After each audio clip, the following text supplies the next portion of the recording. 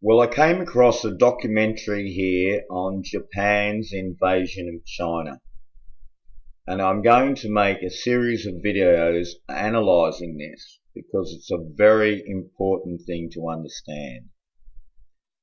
The video that I'm going to make and the series of videos are going to clearly show you how war is a contrived event.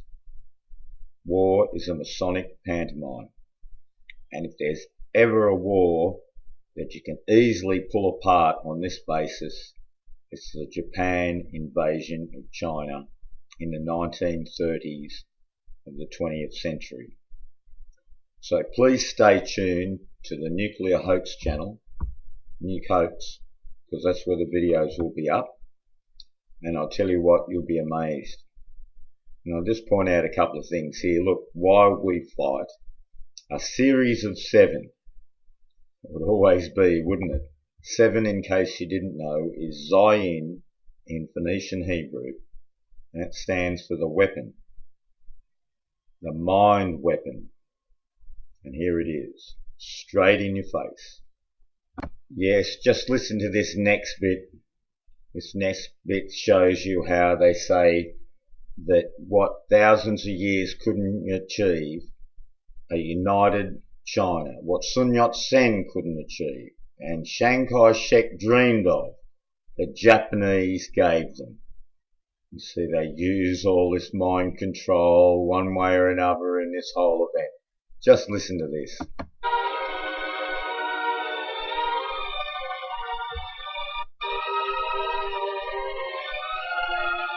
And then it happened. That which Sun Yat-sen had dreamed of, that which Chiang Kai-shek had toiled for, that which is stronger than stone walls had at last been born in China. The will to resist. 今天们有钱的出钱，好，来打倒日本人，一定要打回老家去。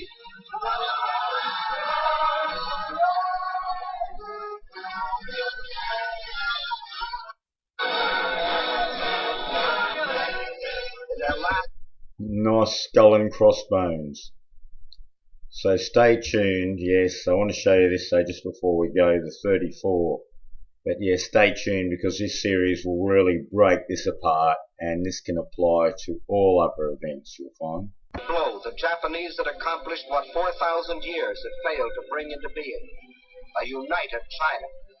An aroused China. 必须要团结一致，消灭日寇。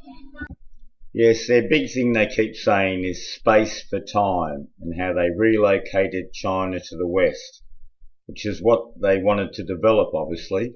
Now the 7 coming here, 709, and I'll stop it right there. Piece by piece, while they developed the power and built the weapons to rid the land of its invaders. The industrial strength of China must be moved to the west, beyond the mountains, beyond the railroad lines, beyond the lines of communication. There, safe from enemy attacks, they might produce the rifles and guns that China so tragically needed. Thus, China... See, making factories in the west. They say they're for guns, but in the end they're just factories that make money. Make money for investors from England and Switzerland, no doubt whatsoever. would trade space for time. Space for time. Yes, you saw it, space for time, 709. Yeah, right in front of your face, the 7. And of course, 9 plus 7, 16. 1 plus 6, 7. So those people say don't ever do with the numbers. You are joking. The numbers are an important part of the knowledge here. Here we go for another 7, mind you. But this is the type of thing that they put in all these events. Now there's another one that's a classic on a tractor. Let me show you that. Just listen to this statement here too. This is very telling what the guy says here. If this stretch of tortuous mountain trails could be replaced by a modern highway, where now only pack trains could pick their plodding way, China would have a practical supply route to Burma and the sea. Yes, open up some new roadways and get all these people to do it because they're scared of the Japanese. Cheap labour, inspired labour. Amazing mind control here, no doubt whatsoever. And they called engineers in from overseas, and you wouldn't believe the amount of years they said it would take. Listen to this.